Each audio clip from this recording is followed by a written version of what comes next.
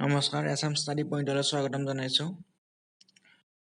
অসম চৰকাৰৰ অধীনৰ চৰকাৰী প্ৰাদেশিকৃত আৰু ব্যক্তিগত বিদ্যালয়ত অধ্যয়নৰত দশম, একাদশ আৰু দ্বাদশ শ্ৰেণীৰ সংখ্যালঘু ছাত্ৰীসকলৰ বাবে জলপানী আগবঢ়োৱা হৈছে। এই জলপানীসমূহ দশম শ্ৰেণীৰ ছাত্ৰীসকলৰ বাবে ২,০০০ টকা, একাদশ আৰু দ্বাদশ শ্ৰেণীৰ ছাত্ৰীসকলৰ বাবে ৪,০০০ টকা আগবঢ়োৱা হ'ব। আবেদনৰ বাবে নিয়মাৱলীটো হৈছে এনেকুৱা ধৰণৰ: ছাত্ৰীসকল সংখ্যালঘু হোৱাটো বাঞ্ছনীয়।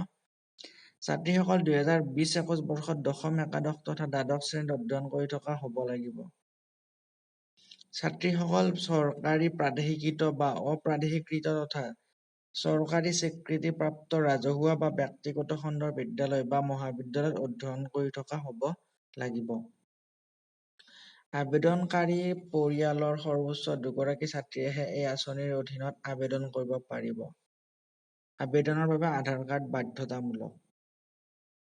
আবেদনৰ প্ৰক্ৰিয়া: আবেদন কৰিবলৈ হ'লে মাধ্যমিক শিক্ষা সঞ্চালকালয়ৰ ৱেবছাইট madhyamik.assam.gov.in ৰ জৰিয়তে আবেদন কৰিব পৰা যাব আৰু গুগল প্লে ষ্টৰৰ পৰা বিদ্যাৰ্থী মোবাইল এপ ডাউনলোড কৰি তাৰ সহায়তো আবেদন কৰিব পৰা যাব।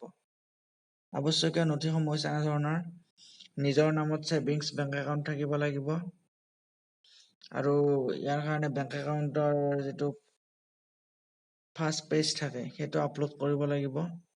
তাৰপিছত হেড অফ দ্য ইনষ্টিটিউশ্যনৰ এখন ডিক্লেৰেশ্যন ফৰ্ম ডাউনলোড কৰিবলৈ পোৱা যাব। সেই ফৰ্মখন প্ৰিণ্ট আউট কৰি ইনষ্টিটিউটৰ হেড অৰ্থাৎ হেডমাষ্টৰ বা কলেজলৈ প্ৰিন্সিপালৰ পৰা চাইন কৰি আনিব লাগিব। আবেদনকাৰীৰ ফটো আৰু স্বাক্ষৰ থাকিব লাগিব। আবেদনৰ বাবে শেষৰ দিনটো হৈছে ৭ নৱেম্বৰ ২০২১। ইয়াতে আৰু কিছুমান তথ্য দিয়া আছে: বিভাগীয় কাৰ্যব্যৱস্থা। আবেদনকাৰীৰ প্ৰ-পত্ৰসমূহ বিধি অনুযায়ী সংশ্লিষ্ট জিলাৰ বিদ্যালয়সমূহৰ পৰিদৰ্শকৰ দ্বাৰা পুনৰীক্ষণ কৰা হ'ব।